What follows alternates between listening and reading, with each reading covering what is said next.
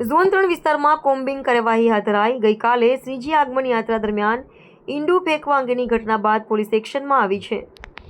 DCP zone 3 અભિષેક ગુપ્તાની આગેવાનીમાં zone 3 વિસ્તારમાં combing હાથ ધરવામાં આવ્યું હતું।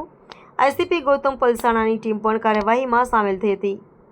વાડી પોલીસ સ્ટેશન, પાણીગેટ પોલીસ સ્ટેશનમાં આવતા સંવેદનશીલ વિસ્તારોમાં કોમ્બિંગ કાર્યવાહી હાથ ધરાઈ હતી। તમામ મકાનોમાં જઈ જરૂરી દસ્તાવેજો સાથે વાહનોનું પણ ચેકિંગ કરવામાં આવ્યું હતું।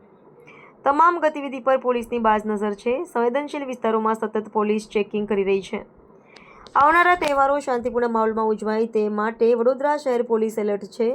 ડીસીપી ઝોન 3 અને ડીસીપી ઝોન 4ની ટીમ કોમ્બિંગ કાર્યવાહીમાં સામેલ થઈ હતી તથા વિવિધ એજન્સીઓ દ્વારા કોમ્બિંગ હાથ ધરાયું હતું। શાંત સલામત સંસ્કારી નગરી વડોદરાની સુરક્ષા વ્યવસ્થાને લઈ પોલીસ તંત્ર સજ્જ બન્યું છે।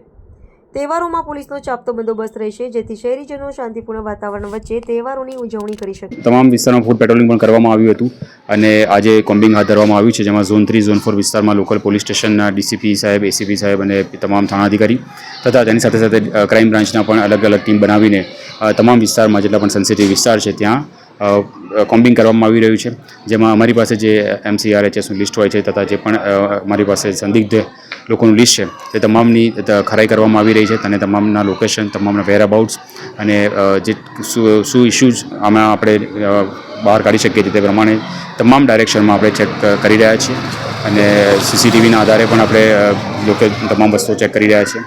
બોડી વોર્ન કેમેરા સાથે અને મહિલાઓને સાથે રાખીને યોગ્ય રીતે આજે કોમ્બિંગ હાથ ધરવામાં આવ્યું છે।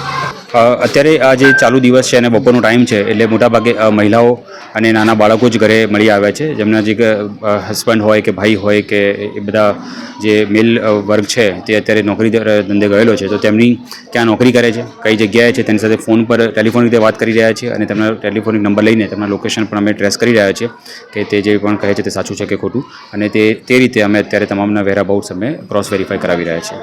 પોલીસ સતર્ક હતી જ અને અત્યારે પણ સતર્કતાથી જ કોમ્બિંગ થઈ રહ્યું છે અને યોગ્ય રીતે બંદોબસ્ત પણ આજના દિવસમાં જે ગણપતિનું આગમન થવાનું છે તેમાં રાખવામાં આવશે જ અને યોગ્ય બંદોબસ્ત ફાળવી દેવામાં આવ્યો છે અને અત્યારે કોમ્બિંગ થઈ રહ્યું છે અને સાંજે ફૂડ પેટ્રોલિંગ મહેરબાન પોલીસ કમિશનર સાહેબ શ્રીની આગેવાનીમાં કરવામાં આવશે।